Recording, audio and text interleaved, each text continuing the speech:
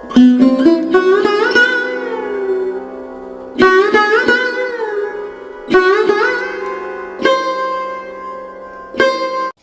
गणेशाय नमः।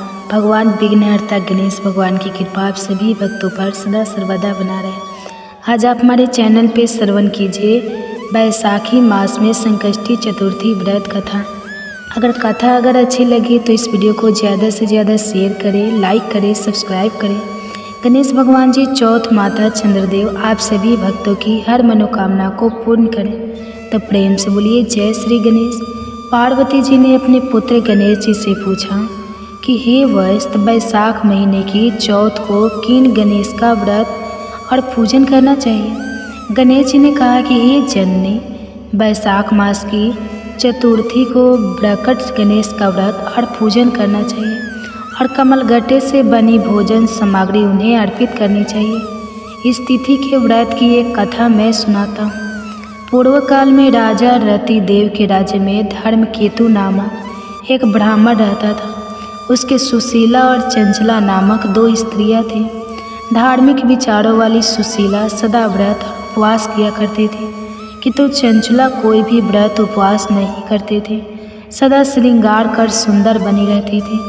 उसके एक पुत्र हुआ और सुशीला के सुंदर कन्या हुई। चंचला ने पुत्र की खुशी में प्रसन्न हो सुशीला से कहा, तू सदा व्रत उपवास करती रहती है, फिर भी तेरे कन्या उत्पन्न हुई और मैं कभी भी व्रत उपवास नहीं करती, फिर भी मेरे सुंदर पुत्र उत्पन्न हुआ है। अपनी सौत के मुख से यह बात सुनकर सुशीला बहुत दुखी और बड़ी श्रद्धा और भक्ति से गणेश जी को उसने याद किया। गणेश जी ने उसे सपने में दर्शन देकर कहा कि तेरी कन्या के मुख से मोती आदि रत्न निकले करेगा और बहुत शीघ्र तेरे घर एक सुंदर पुत्र उत्पन्न होगा। थोड़े समय बाद सुशीला के पुत्र उत्पन्न हुआ और कन्या के मुंह से रत्न निकलने लगे। इस प्रकार सुशीला धनवान बन गई। धर्मकेतु कुछ समय बाद मृत्यु को प्राप्त हुआ। ब्राह्मण की मृत्यु के बाद चंचला घर की सब संपत्ति लेकर अलग हो गई। अपने साथ सुशीला के घर में अपार धन देखकर चंचला उससे ईर्ष्या करने लगी। चंचला ने अवसर पाकर सुशीला की कन्या को कुएं में गिरा दिया। गणेश जी की कृपा से वह कुएं से बाहर निकलकर अपने घर आ गई। कन्या को घर पर आई हुई देखकर चंचला को बड़ा कुतूहल हुआ। गणेश जी की कृपा से यह फल जानकर वह सुशीला के चरणों में गिर पड़ी और अपने किए पापों के लिए क्षमा मांगते हुए उससे बोली कि हे बहन, मुझे क्षमा करो, मैंने बहुत पाप किए हैं। तुम दयालु, दोनों कुलों का उद्धार करने वाली हो। तुम पर गणेश जी की कृपा पूर्ण है, अतः तुम्हें कोई कष्ट नहीं पहुंचा सकता। हे जननी, प्राचीन काल की कथा मैंने तुम्हें सुना दी है, सो यह व्रत बहुत पुण्य देने वाला है। इस लोक में इससे श्रेष्ठ विघ्न विनाशक कोई दूसरा व्रत नहीं है। श्री कृष्ण जी कहते हैं कि हे धर्मराज, आप भी विधि पूर्वक गणेश जी का व्रत कीजिए। इसके करने से आपके शत्रुओं का नाश होगा तथा अष्ट सिद्धियाँ और नव निधियाँ आपके सामने करवत होकर खड़ी रहेगी। हे धर्मपरायण युधिष्ठिर, आप अपने भाइयों, धर्मपत्नी और माता के साथ इस व्रत को कीजिए। इससे थोड़े समय में ही आप अपने राज्य को प्राप्त कर लेंगे। तो प्रेम से बोलिए जय श्री गणेश। एक नगर में एक बूढ़ी माँ रहती थी। वो अपने बेटे की सलामती के लिए 12 महीने की चौथ का व्रत करती थी। हर चौथ को पंसारी से थोड़ा सा गुड़ और घी लाकर 4 लड्डू बनाती, एक बेटे को देती, एक से पूजा करती, एक हथकार के लिए निकालती और एक चांद उगने पर खुद खा लेती थी। एक बार उसका बेटा ताई से मिलने गया। ताई ने बैसाखी चौथ का व्रत रखा था। ताई से पूछा, माँ तो 12 चौथ करती है। ताई बोली, तेरी माँ तेरी कसाई से तरमाल खाने के लिए 12 चौथ करती है। तू परदेश जाए तो वह एक भी चौथ नहीं करेगी। लड़के को लगा ताई सच कह रही है। घर आकर माँ से कहा, मैं परदेश जा रहा हूँ, यहाँ तू मेरी कमाई खाने पीने में ही उड़ा देती है। माँ ने समझाकर रोकना चाहा पर बेटा नहीं माना। माँ ने उसे साथ ले जाने के लिए चौथ माता की आंखें दी और कहा, मुसीबत में यह आंखें तेरी मदद करेगी। वह आंखें लेकर रवाना हो गया। घूमते हुए एक नगर में पहुंचा। उसने देखा एक बूढ़ी माँ रोते जा रही थी और पुआ बनाते जा रही थी। उसने कारण पूछा तो बूढ़ी माई ने कहा, बेटा इस नगर की पहाड़ी पर एक दैत्य रहता है। पहले वह नगर में आकर कई लोगों को खाने के लिए मार देता था।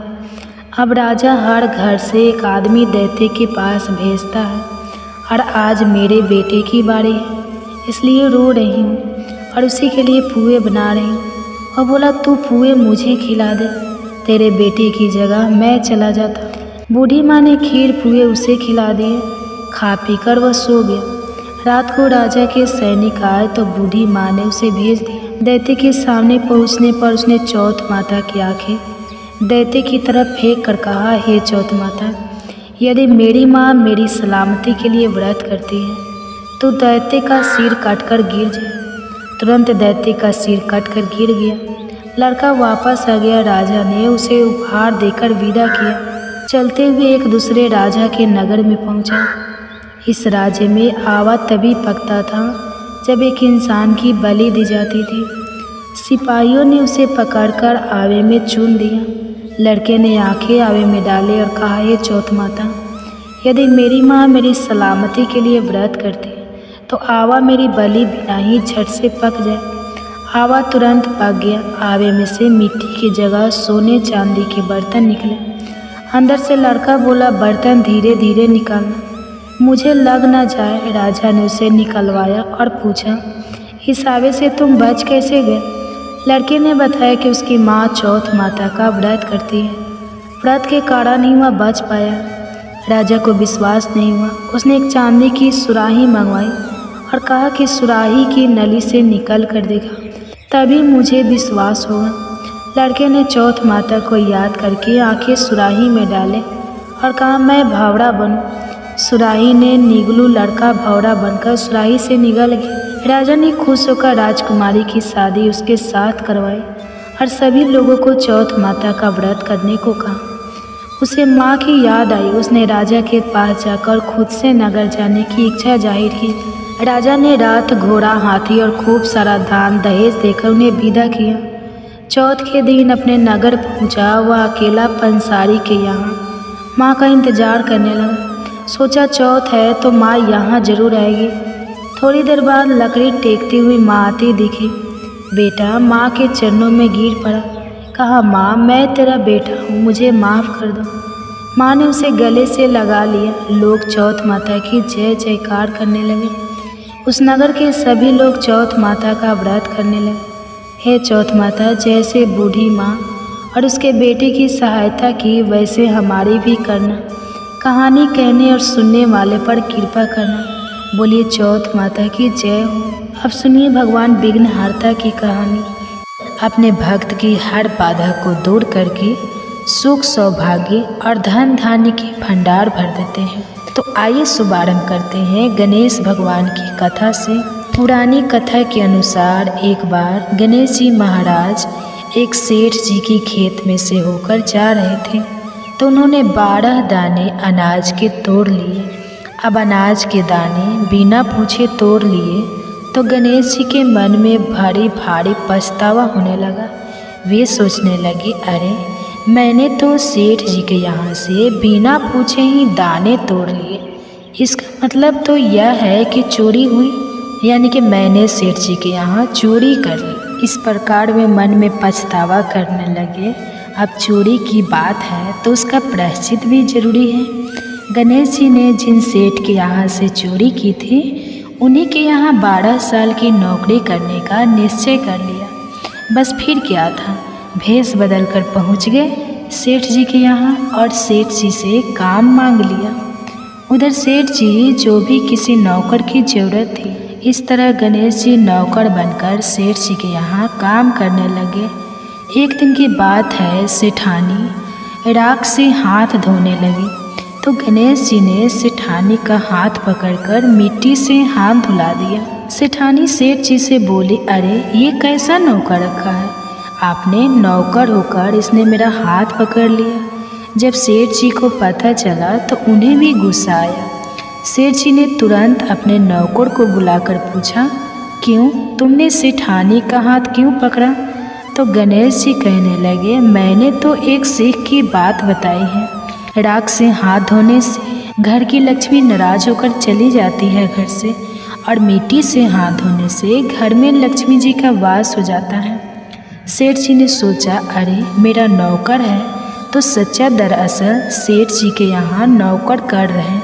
भगवान गणेश ने उन्हें अपना नाम भी गणेश ही बताया था। जब कुंभ का मेला आया तो सेठ जी कहने लगे, गणेश सेठानी को कुंभ के मेले में स्नान करा के ले आओ। अब नौकर बने गणेश जी सेठानी के साथ चल दिए। गंगा स्नान कराने सेठानी नदी के किनारे पर बैठकर नहा रही थी तो गणेश जी ने उनका हाथ पकड़कर नदी में डुबकी लगवा दी। घर आकर सेठानी ने फिर से सेठ से कहा, इस गणेश ने तो मेरी इज्जत ही नहीं रखी और इतने सारे आदमियों के बीच में मुझे घसीट कर आगे पानी में लेकर चला गया। तब सेठ जी ने गणेश जी से पूछा, तुमने ऐसा क्यों किया? तब गणेश जी कहते हैं, सेठानी किनारे पर बैठकर गंदे पानी से नहा रही थी, मैं तो आगे ले जाकर अच्छे पानी में डुबकी लगाकर ले आया हूँ। इससे सेठानी अगले जन्म में रानी और राजपाट का सुख भोगेगी। सेठ जी सोचने लगे, गणेश है तो सच्चा। एक दिन की बात है, सेठ जी के घर में पूजा पाठ हो रही थी, हवन भी हो रहा था। सेठ जी फिर से गणेश से कहने लगे कि जाओ और सेठानी को बुला कर ले आओ। उधर गणेश जब सेठानी को बुलाने गया तो सेठानी काली चुनरी ओढ़ कर चलने लगी तो गणेश जी ने काली चुनरी फाड़ डाली और कहने लगे, लाल चुनरी ओढ़ कर चलो। सेठानी नाराज होकर सो गई। सेठ जी ने देखा सेठानी तो अभी तक नहीं आई तो वह खुद ही आ गए देखने के लिए कि सेठानी कहाँ है। आकर देखा तो सेठानी तो नाराज होकर लेटी हुई थी। सेठानी से पूछने लगे, क्या बात है, घर में हवन की तैयारी हो चुकी है और तुम यहाँ सो रही हो? तो सेठानी कहने लगी, समझाओ अपने गणेश को, देखो आज इसने मेरी चुनरी फाड़ डाली।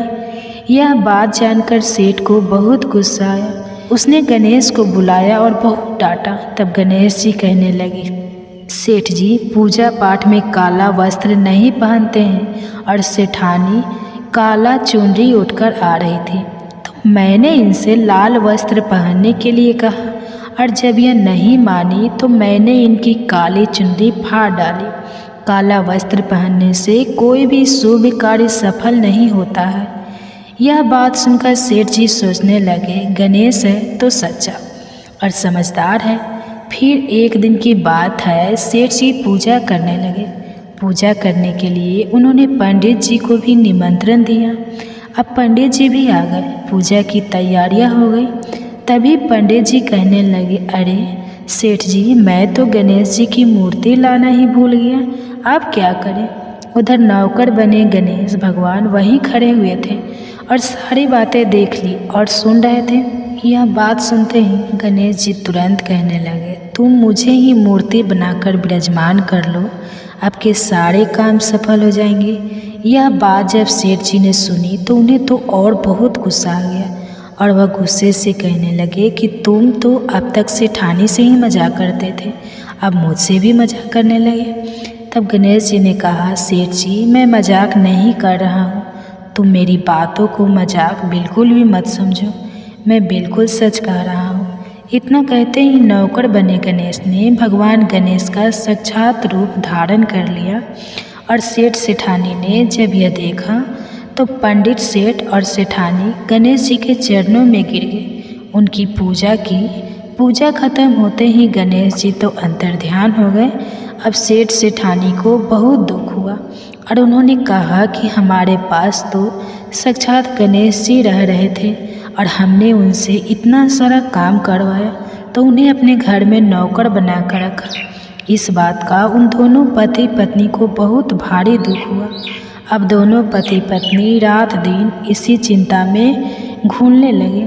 जब गणेश जी ने उनकी चिंता देखी तो एक दिन सपने में उन्हें दर्शन देकर कहने लगे, सेठ जी आप बिल्कुल भी परेशान मत होइए, एक बार मैंने आपके खेत से अनाज के 12 दाने तोड़ लिए थे, उसी का दोष मेरे सर पर लग गया था और वही दोष उतारने के लिए मैंने आपके यहाँ नौकरी की। नौकर बनकर 12 साल काम किया। अब आप दोनों बिल्कुल भी दुख मत करो। ऐसा कहकर भगवान गणेश अंतर ध्यान हो गए। उधर गणेश भगवान की कृपा से सेठ जी के यहाँ करोड़ों की माया हो गई। उनके घर में सुख संपत्ति और धन के भंडार भर गए। हे गणेश जी महाराज, जैसा सुख जैसी धन दौलत आपने सेठ जी को दी वैसी सबको देना। इस कथा को सुनने सुनाने और हुंकारा भरने वाले को, उनके सब परिवारजनों को भी देना। बोलो गणपति महाराज की जय हो। प्रिय भक्ते, तो आइए आप सुनते हैं भगवान भोलेनाथ की कथा। इस भगवान की कथा से आजकल हमारे चैनल पर भागवत की कथाएं भी सुनाई जा रही है। अगर आप इन कथाओं को सुनना पसंद करते हो तो एक बार आप हमारे चैनल पर इन कथाओं को जरूर सुनिएगा। पौराणिक कथा के अनुसार बहुत समय पहले की बात है, भगवान विष्णु का विवाह लक्ष्मी जी के साथ सुनिश्चित हो गया। अब विवाह की तैयारी भी होने लगी। खूब धूमधाम से विवाह की तैयारी हो रही थी। सभी देवताओं को निमंत्रण भेजे गए, परंतु गणेश जी को निमंत्रण नहीं दिया गया। अब जब भगवान विष्णु की बारात जाने का समय आ गया तो वहाँ पर उपस्थित देवता जो सभी अपनी अपनी पत्नियों के साथ समारोह में सम्मिलित होने के लिए आए, विष्णु भगवान की बारात में जाने की तैयारी करने लगे। उन सब ने देखा कि गणेश जी कहीं दिखाई नहीं दे रहे हैं। तब वे सभी आपस में चर्चा करने लगे कि क्या बात है, गणेश जी कहीं दिखाई नहीं दे रहे हैं। उन्हें न्योता नहीं भेजा गया या फिर भी किसी कारण नाराज होकर विवाह समारोह में नहीं आए हैं। आपस में भी चर्चा करने लगे। अब सब हैरान हो रहे थे कि किसी को कोई जवाब मिल ही नहीं रहा था। तब सभी देवतागण और उनकी पत्नी ने विचार किया कि क्यों न विष्णु भगवान से ही इसका कारण पूछ लिया जाए। अब जब सब ने मिलकर विष्णु भगवान से पूछा तो विष्णु भगवान कहने लगे कि हमने गणेश जी को पिता भगवान महादेव को न्योता भेज दिया है। अगर गणेश जी अपने पिता के साथ आना चाहते हैं तो आ जाए, अलग से नहीं न्योता पिठाया है। अलग से उन्हें न्योता देने की कोई ज़रूरत भी नहीं है। और दूसरी बात यह है कि उनको खाने के लिए सेवा में मेवा, 1.25 मन चावल, घी और 1.25 मन लड्डू का भोजन भी तो दिन भर में चाहिए। अगर गणेश जी नहीं आएंगे तो कोई बात नहीं, दूसरे के घर जाकर इतना सारा खाना पीना अच्छा भी तो नहीं लगता। अभी मैं सब चर्चा कर ही रहे थे कि किसी एक ने सुझाव दिया, अगर गणेश जी को न्योता दिया जाए तो उनको द्वारपाल बनाकर घर पर बैठा देंगे कि आप घर की देखभाल करते रहना, क्योंकि आप तो चूहे पर बैठकर धीरे धीरे चलोगे तो बारात से बहुत पीछे रह जाओगे।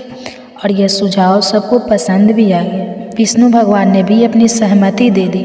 अब नारद मुनि को किसी तरह गणेश भगवान को बुलाने के लिए भेजा गया। गणेश भगवान ने जैसे ही निमंत्रण सुना वे जल्दी जल्दी भगवान विष्णु के विवाह में सम्मिलित होने के लिए आ गए। अब जब विवाह समारोह में गणेश जी उपस्थित हो ही गए तो जैसा कि सभी देवी देवताओं ने मिलकर विचार विमर्श किया था, गणेश भगवान को किसी तरह समझा बुझाकर घर की रखवाली करने के लिए बैठा दिया गया। अब बड़ा जल्दी सभी देवी देवता बारात के साथ साथ चल दिए। अब नारद मुनि वहाँ रह गए। तब नारद जी ने देखा कि गणेश जी तो दरवाजे पर ही बैठे हुए हैं। तभी गणेश जी के पास गए और उनसे रुकने का कारण पूछने लगे। क्या बात है गणेश जी, आप द्वार पर इस तरह से क्यों बैठे हुए हैं? विष्णु जी ने तो आपको अपने विवाह में सम्मिलित होने के लिए बुलाया था। वह आपको अपने साथ बारात में लेकर नहीं गए तो आपको अपने घर का द्वारपाल बनाकर या छोड़ गए। क्रोधित होकर कहने लगे, नाराजगी तब तो विष्णु भगवान ने मेरा बड़ा अपमान किया है। नारद मुनि तो सारा हाल जानते थे। उन्हें पता था कि गणेश भगवान के बिना विष्णु भगवान की बारात तो आगे जा ही नहीं सकती। तब वे गणेश भगवान को कहने लगे कि अगर आप अपनी मूसक को आगे भेज दे तो रास्ता रोक देंगे, जिससे सबके सब वहाँ धरती में धंस जाएंगे और तब तो विष्णु भगवान को आपको सम्मानपूर्वक अपनी बारात में बुलाना ही पड़ेगा। अब भला किस बात की देरी थी? गणेश जी ने तुरंत अपने मूस को जल्दी से आगे भेज दिया और उनकी मूसक ने देखते ही देखते जमीन खोखला कर दी, जब बारात वहाँ से निकली तो रातों के पहिए धरती में धंस गए। खूब जोर लगा लिया, लेकिन पहले जो जमीन में ठेस दिए पहिए तो निकले ही नहीं, बल्कि अपनी जगह से टूट फूट गए। अब किसी की समझ में आ ही नहीं रहा कि क्या किया जाए। अब नाराजगी क्योंकि भगवान विष्णु की बारात में पहुंच चुके थे। कहने लगे, आप लोगों ने गणेश जी का अपमान करके बिल्कुल भी अच्छा नहीं किया। अगर आप उन्हें मना कर अभी भी ले आए तो आपका कार्य सिद्ध हो सकता है और यह संकट भी दूर हो सकता है। तब शंकर भगवान ने अपने दूत नंदी को भेजा और नंदी किसी तरह समझा बुझाकर मना कर गणेश जी को लेकर आए। अब गणेश जी का आदर सम्मान किया गया, उनकी पूजा की गई। तब कहीं जाकर रथ के पहिए निकले। तो प्रारंभ करने से पहले ओम श्री गणेशाय नमः। अब जब लोग ने उसे निवेदन किया तो खाली ओम श्री गणेशाय नमः गणेश जी की वंदना करने लगा और देखते ही देखते हाथी ने सभी भाइयों को ठीक कर दिया। भाइयों को ठीक करने के बाद हाथी कहने लगा कि देवताओं, आपने सबसे पहले गणेश जी का नहीं मनाया होगा और ना ही उनकी पूजा की होगी, इसलिए तो आप सबके ऊपर ये संकट आया है। हम तो मूर्ख और अज्ञानी हैं, लेकिन फिर भी सबसे पहले गणेश जी की पूजा करते हैं, उनका ध्यान करते हैं। लेकिन आप तो देवता हैं, फिर भी आप गणेश जी को कैसे भूल गए। अब आप लोग भगवान श्री गणेश की जय जयकार बोलकर जयकारा लगाए तो आपके सभी काम बन जाएंगे और कोई संकट भी नहीं आएगा। ऐसा कहते हुए बारात वहाँ से गणेश भगवान को अपने साथ लेकर चल दी और फिर धूमधाम के साथ विष्णु भगवान का लक्ष्मी जी के साथ विवाह संपन्न हो गया और सभी सकुशल घर वापस लौटे। आप सुनिए गणेश भगवान की दूसरी पौराणिक कथा। पौराणिक कथा के अनुसार एक बार गणेश जी महाराज एक शेर जी से खेत में से होकर जा रहे थे। उन्होंने 12 दाने अनाज के तोड़ लिए। अब अनाज के दाने बिना पूछे तोड़ लिए तो गणेश जी के मन में बड़ा भारी पछतावा होने लगा। वे सोचने लगे, अरे मैंने तो सेठ जी के यहाँ से बिना पूछे ही दाने तोड़ लिए। इसका मतलब ये तो है कि चोरी हुई, यानी कि मैंने सेठ जी के यहाँ चोरी कर ली। इस प्रकार विनम्र में पछतावा करने लगे। अब चोरी की है तो उसका प्रायश्चित भी जरूरी है। गणेश जी ने जिन सेठ जी के यहाँ से चोरी की थी उन्हीं के यहाँ 12 साल की नौकरी करने का निश्चय कर लिया। बस फिर क्या था, भेष बदल कर पहुँच गए सेठ जी के यहाँ और सेठ जी से काम मांग लिया। उधर सेठ जी को भी किसी नौकर की ज़रूरत थी। इस तरह गणेश जी नौकर बनकर सेठ जी के यहाँ काम करने लगे। एक दिन की बात है तो गणेश जी ने सेठानी का हाथ पकड़कर मिट्टी से हाथ धुला दिए। सेठानी सेठ जी से बोली, अरे यह कैसा नौकर रखा है, नौकर होकर इसने मेरा हाथ पकड़ लिया। जब सेठ जी को पता चला तो उन्हें भी गुस्सा आया। सेठ जी ने तुरंत अपने नौकर को बुलाकर पूछा, क्यों तुमने सेठानी का हाथ क्यों पकड़ा। तो गणेश जी कहने लगे, मैंने तो एक सीख की बात बताई है। राख से हाथ धोने से घर की लक्ष्मी नाराज होकर चली जाती है घर से, और मिट्टी से हाथ धोने से घर में लक्ष्मी जी का वास हो जाता है। सेठ जी ने सोचा, अरे मेरा नौकर है तो सच्चा दरअसल सेठ जी के यहाँ नौकर बनकर भगवान गणेश ने उन्हें अपना नाम भी गणेश बताया था। तो जब कुंभ का मेला आया तो सेठ जी कहने लगे, गणेश सेठानी को कुंभ के मेले में स्नान कर ले आओ। अब नौकर बने गणेश जी सेठानी के साथ चल दिए।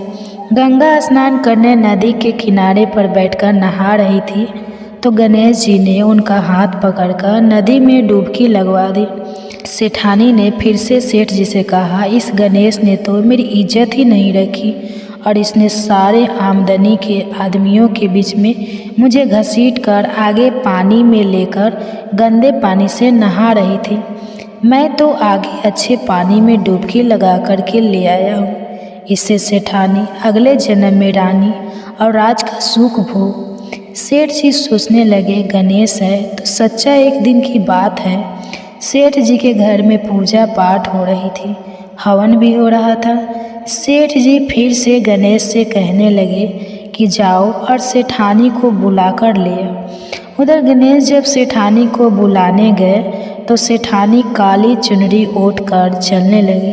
तो गणेश जी ने काली चुनरी फाड़ डाली और कहने लगे, लाल चुनरी ओढ़ कर चलो।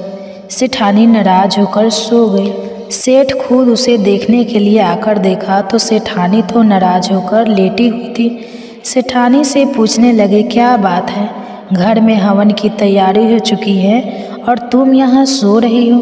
तो सेठानी कहने लगी, समझो अपने गणेश को देखो, आज इसने मेरी चुनरी फाड़ डाली।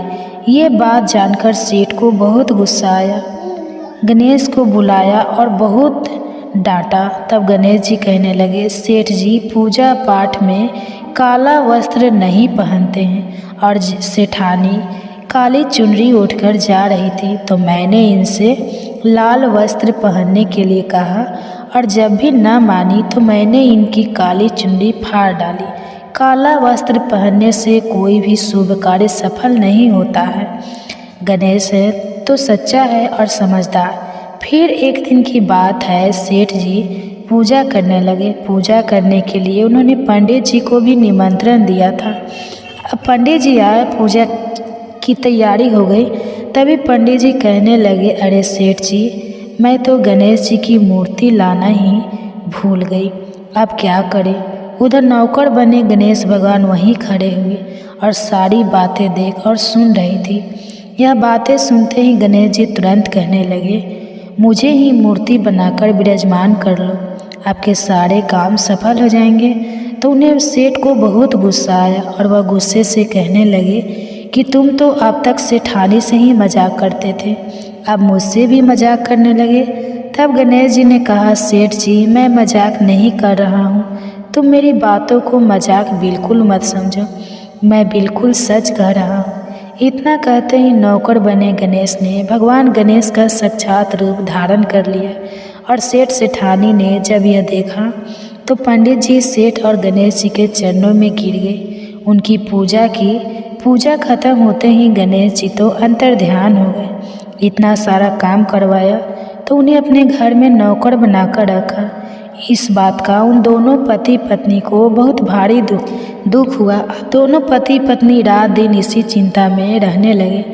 तब जब गणेश जी ने उनकी चिंता देखी तो एक दिन सपने में उन्हें दर्शन देकर कहने लगे, सेठ जी आप बिल्कुल भी परेशान मत होइए, एक बार मैंने आपके खेत से अनाज के 7 दाने तोड़ लिए, उसी का दोष मेरे सर पर लग गया था और वही दोष उतारने के लिए मैंने आपके यहाँ नौकर बनकर 12 साल काम किया। अब आप दोनों बिल्कुल भी दुख मत करो। ऐसा कर भगवान गणेश अंतर्ध्यान हो गए। उधर गणेश भगवान की कृपा से सेठ जी के यहाँ करोड़ों की माया हो गई। उनके घर में सुख संपत्ति और धन के भंडार भर गए।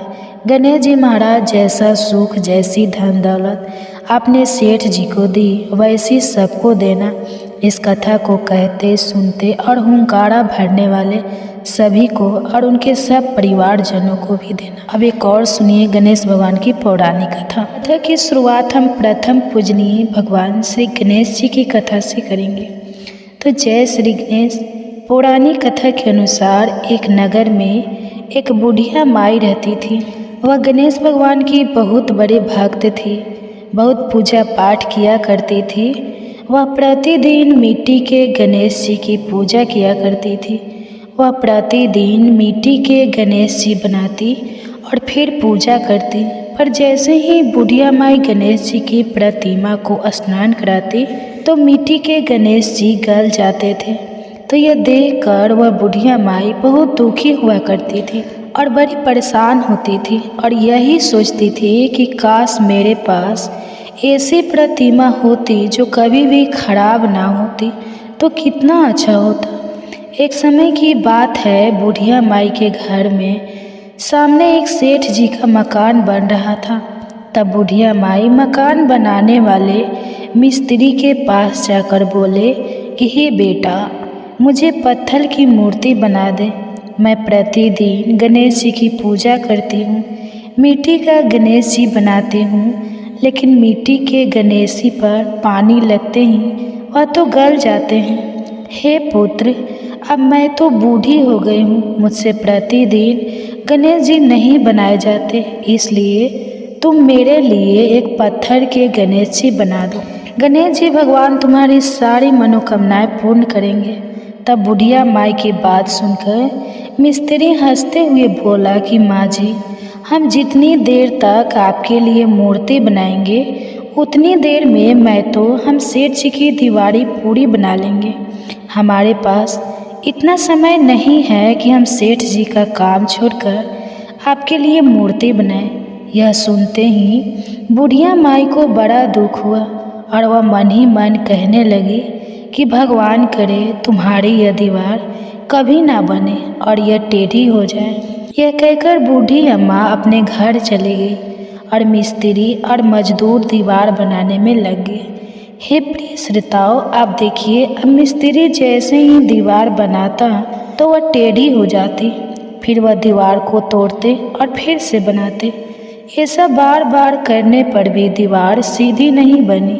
इस प्रकार पूरा दिन एक ही दीवार को तोड़ते और बनाने में निकल गया, लेकिन दीवार फिर भी पूरी नहीं बनी। शाम को सेठ जी आए और मिस्त्रियों से कहने लगे कि तुमने अभी तक कुछ नहीं किया।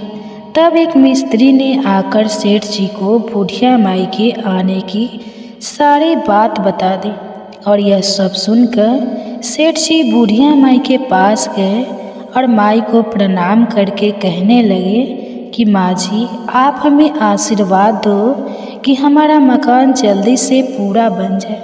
आपके लिए हम पत्थर के नहीं सोने के गणेश जी बनवा देंगे। तो यह सुनकर बुढ़िया माई बड़ी खुश हुई और उसने सेठ जी को आशीर्वाद दिया कि पुत्र, गणेश जी महाराज के आशीर्वाद से बिना किसी विघ्न से तुम्हारा मकान जल्दी से पूरा हो जाएगा। फिर जब सेठ जी ने आकर देखा कि टेढ़ी दीवार थी बिल्कुल सीधी हो गई थी, तो यह गणेश जी का चमत्कार देखकर मिस्त्री, मजदूर और सेठ जी सारे गणेश जी की जय जयकारा करने लगे और सेठ जी ने जैसा कहा था वैसा ही किया। सोने के गणेश जी बनवा कर बुढ़िया माई को लाकर दे दिए। तो यह देखकर बूढ़ी माई बड़ी खुश हुई और सेठ जी को ढेरों सारे आशीर्वाद दिए और दुआएं देने लगी। उसी दिन से सेठ जी भी गणेश जी का पक्का भक्त बन गया और प्रतिदिन सबसे पहले उठकर स्नान करता, फिर गणेश जी की पूजा करके ही अन्य सभी काम किया करता था।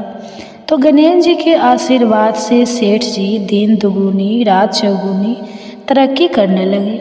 हे विघ्नहर्ता गणेश जी महाराज, जैसे बुढ़िया माई को दिया सेठ जी की दीवार सीधी की, वैसे ही कथा को सुनने वाले, सुनाने वाले और हुंकारा भरने वाले सभी भक्तों के कार्यों को सिद्ध करना, सभी पर अपना आशीर्वाद बनाए रखना, सभी की मनोकामनाएं पूरी करना। तो प्रेम से बोलिए गणपति महाराज की जय। अब आइए आप सुनते हैं भगवान श्री कृष्ण और उनके भक्त की एक सच्ची कथा। एक समय की बात है, एक पंडित जी थे। वे प्रतिदिन घर घर जाकर भागवत गीता का पाठ किया करते थे। एक दिन उन्हें एक चोर ने पकड़ लिया और कहा कि तुम्हारे पास जो कुछ भी है वह सब निकाल कर मुझे दे दो। तब पंडित जी बोले कि पुत्र, मेरे पास तो कुछ भी नहीं है। तुम एक काम करना, मैं यहीं पास के घर में जाकर भागवत गीता का पाठ करता हूँ। वह अजमान बड़े ही दानी लोग हैं। जब मैं कथा सुना रहा हूँगा तब उनके घर में जाकर चोरी कर लेना। अब चोरों को यह बात पसंद आ गई कि बहुत सारा धन मिलेगा। यह सोचकर चोर मान गया। अब जब अगले दिन पंडित जी कथा सुना रहे थे तब वह चोर भी वहाँ आकर बैठ गया। तब पंडित जी ने कथा सुनाना शुरू किया। पंडित जी बोले कि यहाँ से मीलों दूर एक गांव है वृंदावन, वहाँ पर एक लड़का आता है जिसका नाम है कान्हा। वह हीरो और जवाहरात से लदा रहता है। अगर कोई लूटना चाहता है तो उसको लूटो।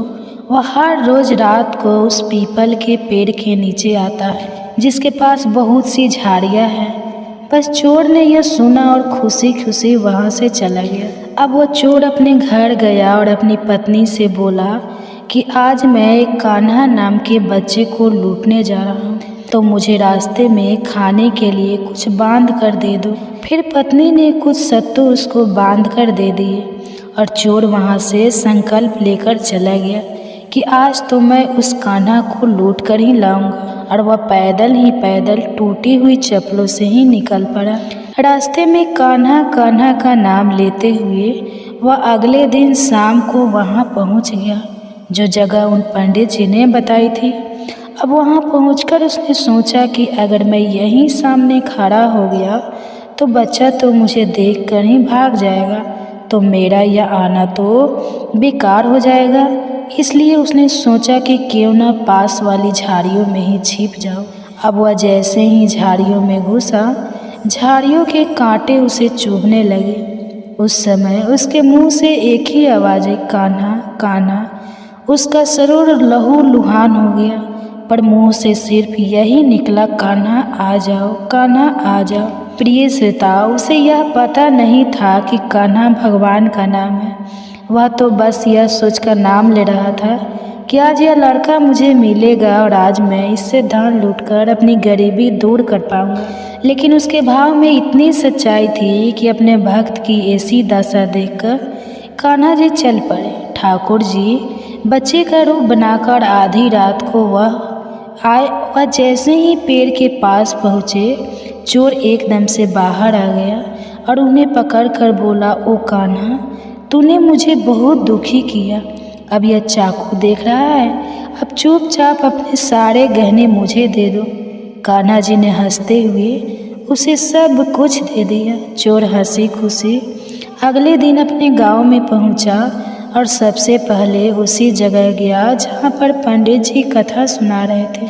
जितने भी गहने थे वह चोरी करके जो लाया था, उनका आधा हिस्सा उसने पंडित जी के चरणों में रख दिया।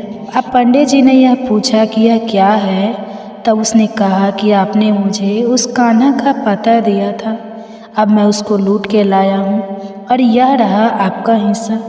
पंडित जी ने सुना तो यकीन ही नहीं हुआ।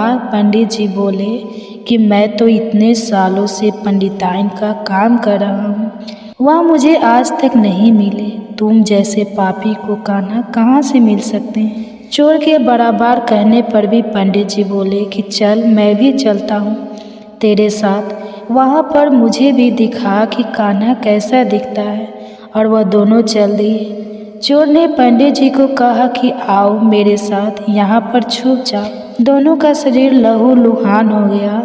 झाड़ियों में कांटे बहुत थे और वहाँ पर छुपकर दोनों के शरीर में कांटे लगे, जिससे कि पूरा शरीर लहू लुहान हो गया और मुंह से बस एक ही आवाज़ निकली, कान्हा कान्हा कान्हा आ जाओ। ठीक आधी रात कान्हा जी बच्चे के रूप में फिर वहीं आए।